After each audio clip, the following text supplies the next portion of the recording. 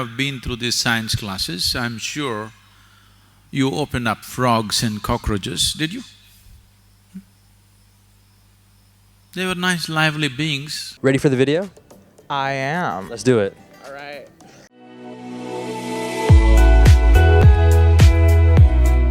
Conscious practice.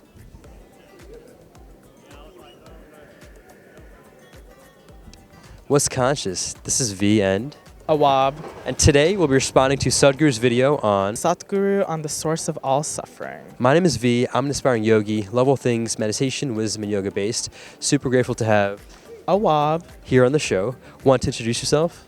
I'm a senior studying philosophy and rhetoric at the University of Texas and part-time poet and writer. Well, thanks for being here. Have you heard of a guy named Sadhguru before?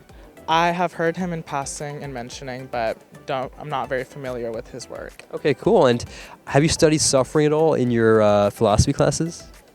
Nar. Well, regardless, Let's get into the video.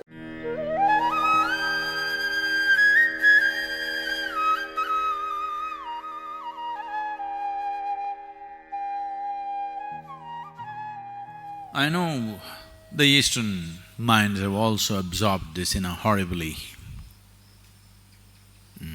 distorted way. But right now, if you told your friend or your relative, I'm going to the ashram for 3 days, they would become very kind towards you and ask, why, what went wrong? Something must be wrong with your life. You're going to the ashram to heal a wound, to solace yourself. Something must be really wrong with your life, or you must be too old for life. Otherwise, why would you go to an ashram? So this has crept into this culture also. Essentially, if you're alive only in parts, or if you're partially alive,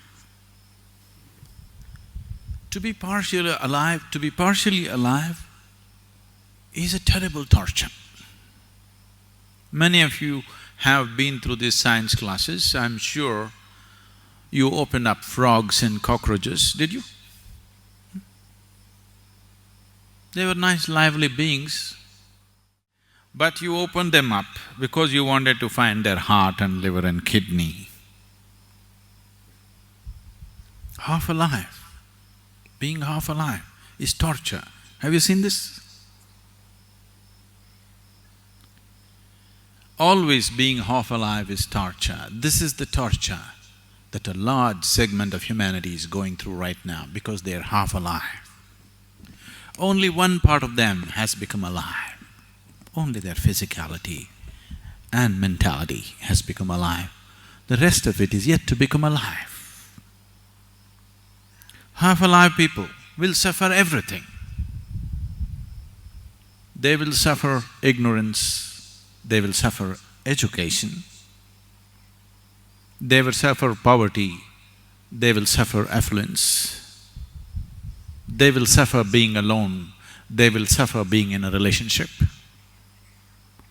If they're not married, they suffer. If they're married, if they don't have children, they suffer that.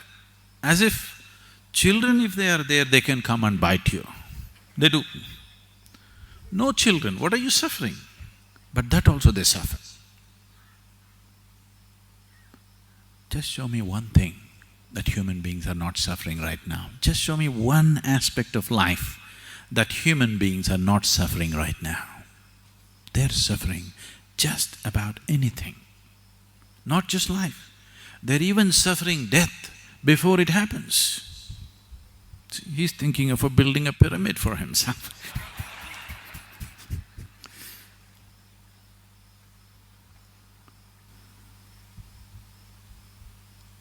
That which is and that which is not, everything they suffer. This is not. You are not suffering loneliness, you are not suffering company, You are not suffering money, you are not suffering poverty. What you're suffering is, you are half alive. You're desperately trying to make yourself fully alive through money, through drink, through sex, through going on a trek, coming to the ashram.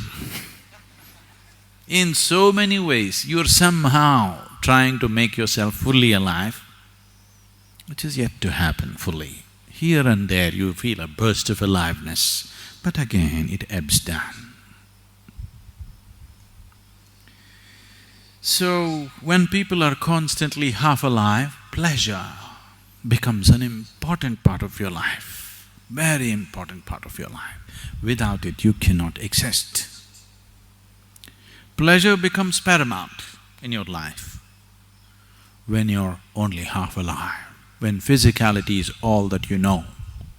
Pleasure becomes of immense importance in your life.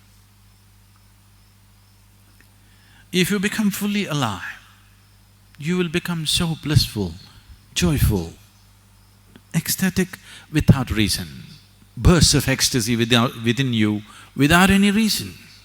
It's almost embarrassing. Now, the thought of pleasure just evaporates. Looking for a drink, looking for some kind of pleasurable thing just evaporates out of your mind because you're fully alive.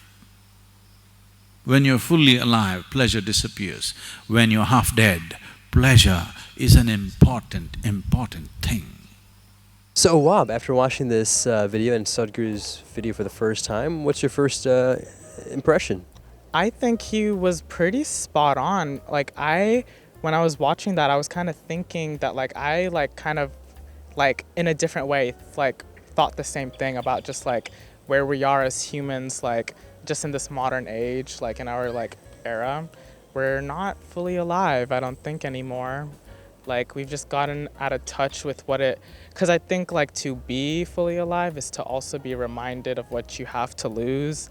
And I think a lot of us don't really have that anymore because, hey, we got,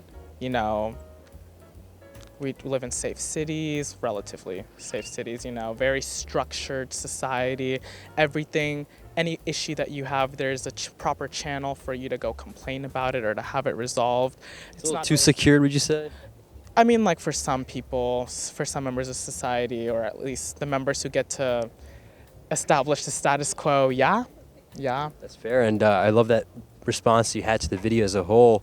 I definitely agree with you too. I think the aliveness is something that not many people talk about, right? They tend to blame all these external things. It's because of him, it's because of her, it's because of this, because of that. It's I didn't get into UT, or I didn't get this on my exam, but ultimately at the end, as he says, and I love this too, although I know you said you slightly disagreed with one of the examples, but… Oh, no. You agree? I mean, I was just being a… I just don't… I don't see myself with children. That was the only reason I was like… Okay. No. See, that I think the key there is to realize that he wasn't maybe talking about you specifically, but people, as you know, do suffer without kids. People do suffer with kids, and so it's not that it's the external at the end. It's what's common, the common theme amongst every individual is that the suffering is happening, and it's happening internally. The external are just reasons for that. Would you agree with that statement? Oh, absolutely. Can I say a few thoughts?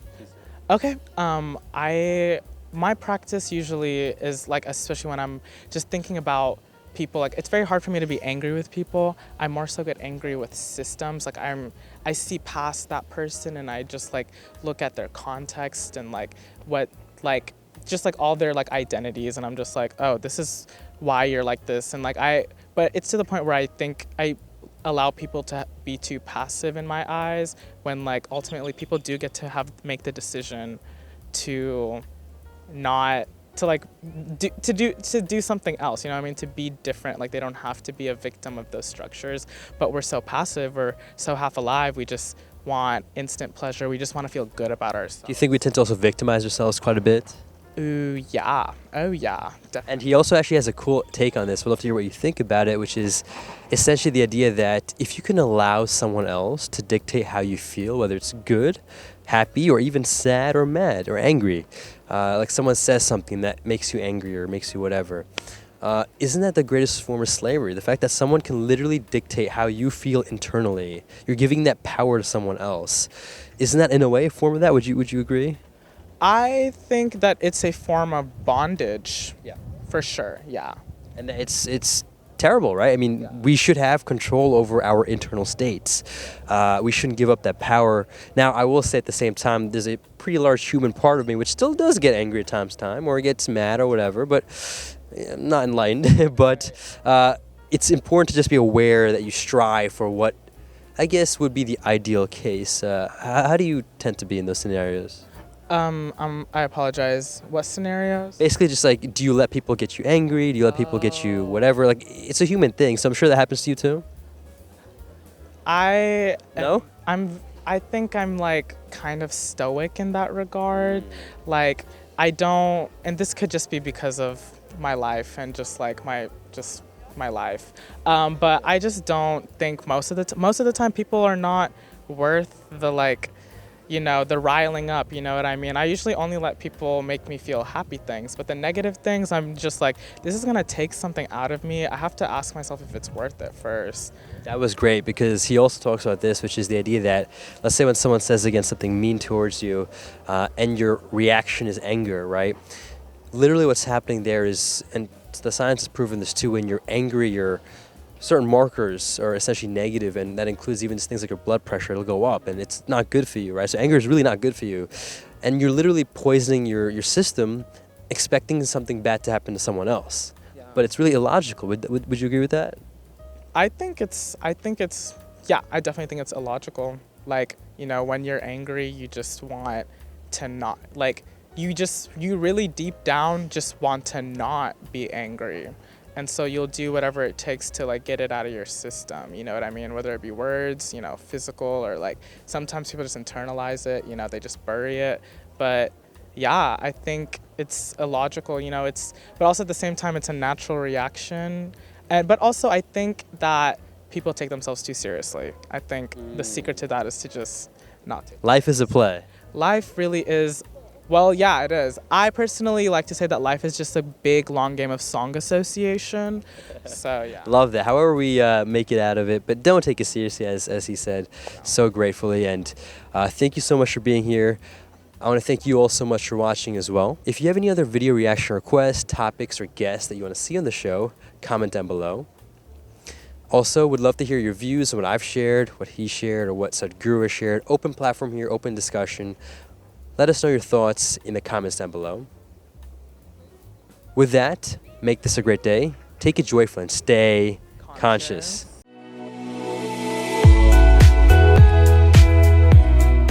You did great. Thank you so much. Thank you. Yeah. Amazing.